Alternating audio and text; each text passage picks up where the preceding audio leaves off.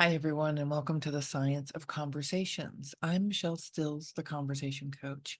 And in this video, I'm going to do a short version of the breathing video that helps you get out of conversational freeze. And these short videos are meant to help you understand what's happening in the second. You may just be scanning YouTube and looking for a quick solution, and that's what this is for. So we're going to pick up in this video in the conversational progression, sort of where we ended at the last video, but you don't have to have seen the freezing video for this to help you. So we're in the conversation. And for those of you who don't know, the progression is 1, we're talking. 2, something happens. 3, we feel some kind of way. In this situation, we're feeling frozen and we don't know how to continue in the conversation. And there's a little exercise that's pretty quick and will help get you going. And there are some extensions to this that we'll cover in future videos. One little addition that's not mentioned in the other one, I'm going to throw in here. So we're at feeling some kind of way. We're frozen in conversation. We think we don't have anything to say. We can't access what we do have to say because we're frozen, because there's a lizard in charge. What we need is an 8 to 12 second altogether breath, and that's in and out. So what we're going to do is we're going to count this, and it's going to look a little bit like box breathing, but it's not, because in box breathing, we inhale and then we get to the top of our breath and we hold the breath and we exhale. But this is a series of breaths meant to relax us. And I love box breathing personally, but that's not what we're doing here. So let's not get the two confused. Okay.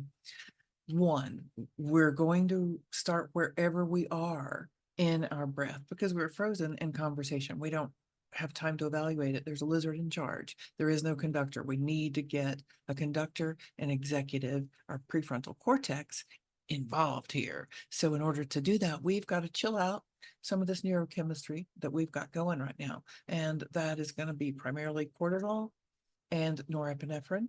And those are really, uh, chemicals that we need if there's an accident, if some emergency is going on, or a disaster. If we got a dinosaur chasing us, you see a snake, that's going to go right to your amygdala. That's a good thing. We need the amygdala to act there. In our human interactions, we don't need that. What we need is an executive, the conductor. So what we're going to do is we're going to take an 8 to 12-second breath here. And I'm going to demonstrate 8. And so no matter where we are, again, in the process, wherever we are in breathing, we're now noticing that something we're having a physical threat response, or we're having a thought that's letting us know that the conversation has gone south. Our heart is pounding, our mouth is dry, or like I said, it's a thought. Our brain is frozen. We're thinking, I don't have anything to say. I don't know what to say. Oh, I'm frozen. So what we want to do is take the time, it's not going to be long, to do this breathing. And that's going to look like this. We're going to breathe in 1001, 1002, 1003, 1004, up to 6.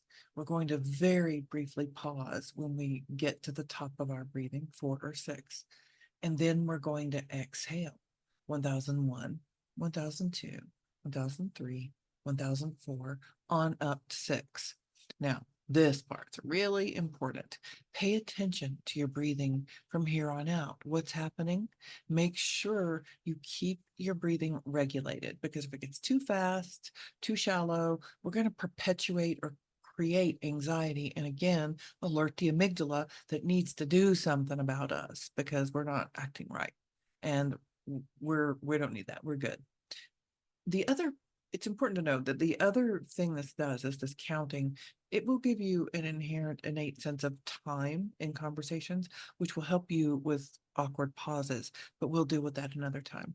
One little tidbit I want to give you in this video that is not in the others is how to make this exercise even more effective by changing your neurochemistry. And this is really cool and it's really important. And some people call it biohacking. call it that if you want to. It's cool. I'm just gonna say we're able to change our neurochemistry. And I have to qualify that first, like I do with all my clients, and say, there's a lot of research behind this. And I'll put some references in the description so that you can click on some of that and find some of the research. But we know from neuroscience, from fMRIs and other imaging tests that, and blood tests, that when we look at or even just imagine images of cute baby animals, see that I'm smiling, and you might be too. My clients often do when I get to this part. That induces the flow of oxytocin in our brains and throughout our bodies. And that does a couple of things. It is believed to mitigate how long cortisol hangs out in our system. Cortisol may hang out up to 27 hours, meaning every time it spikes, we're just increasing that load, which eventually throws off something called our allostatic load. And we don't want that to happen. So if we can bring this oxytocin in, it's going to simmer down some of that cortisol. The other thing is it's going to put us in a place where we can connect and bond with the other person, because that's what it does. It's a connecting chemical. You may recognize it from looking at pictures of baby animals, holding your own baby, looking at your own animals, hugging someone you love. If you hug someone you love for approximately 20 seconds, it can end an argument and induce the flow of oxytocin, which is really cool. So what we want to do is have an image prepared in your mind. A lot of my clients go ahead and create an oxytocin board on Pinterest, and it just has whatever combination of animals work for them, or if there's a specific animal that works for you. It might be puppies, kittens, anything tiny and little. It might be dressed animals, whatever. You're going to feel that warmth. You're going to know that it's right, because it's going to make you feel, oh my gosh, it's so cute, I feel so squishy. And that's what we're going for here.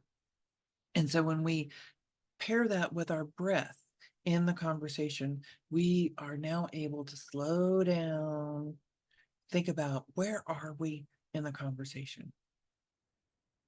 I hope this has been useful. If it has, please like the video, subscribe to the channel, and more importantly, please comment how it was useful. If you need me to expound on this, if there are more issues you find that could use some controlled breathing. If you found this video useful, please like, subscribe, and let me know what you're thinking and how your conversations are going in the comments section. Thank you.